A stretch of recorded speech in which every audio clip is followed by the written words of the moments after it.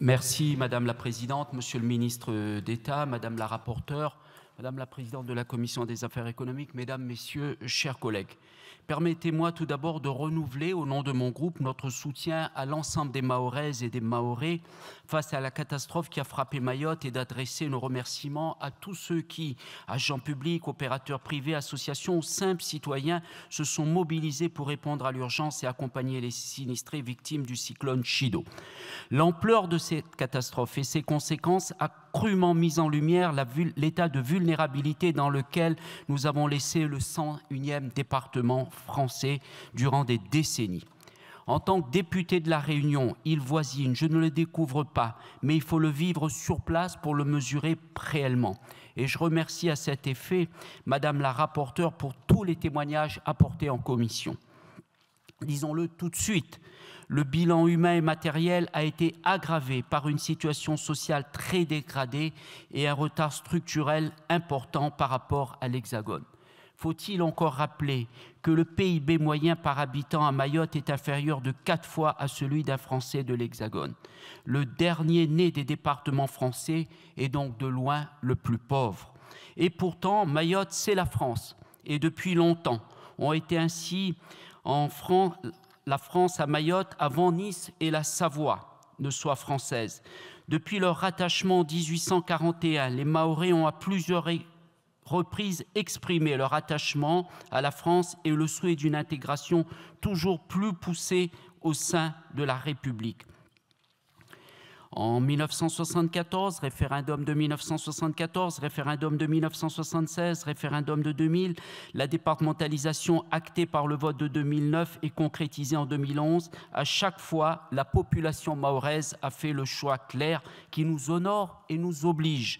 Mais nous n'avons collectivement pas été à la hauteur. Et les plus de 8000 km de distance avec l'Hexagone ne seraient jamais justifiés que la nation ne soit pas au rendez-vous auprès des siens. Après Chido, nous sommes assez littéralement face à une situation de table rase qui nous donne une deuxième occasion d'être à la hauteur de la promesse républicaine pour Mayotte. Ce sera le temps d'un autre projet de loi, Monsieur le ministre d'État, et du plan Mayotte debout que nous débattrons dans quelques semaines. Mais dans l'immédiat, il faut parer aux urgences et reconstruire rapidement l'habitat, les services publics, les infrastructures. Considérant la portée des dommages causés à ceux-ci par Chido, il faut donc nous doter d'outils exceptionnels pour accélérer cette reconstruction. Cependant, un principe doit guider notre action, reconstruire vite, oui, mais aussi et surtout reconstruire mieux.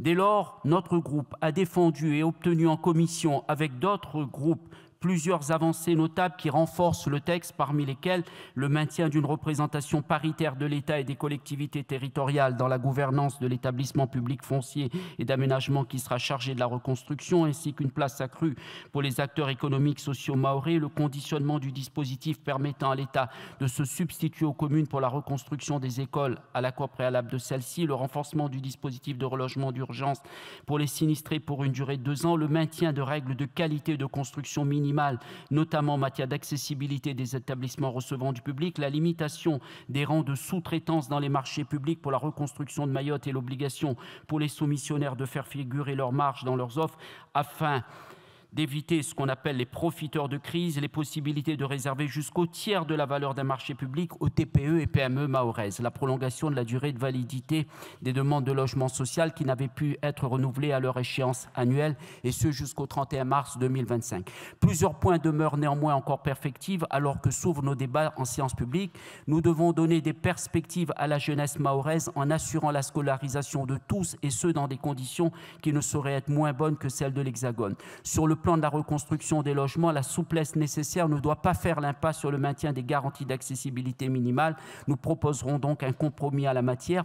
Concernant la question des infrastructures des réseaux, les adaptations mises en œuvre devraient pouvoir être élargies au réseau électrique qui a été lourdement frappé par le cyclone.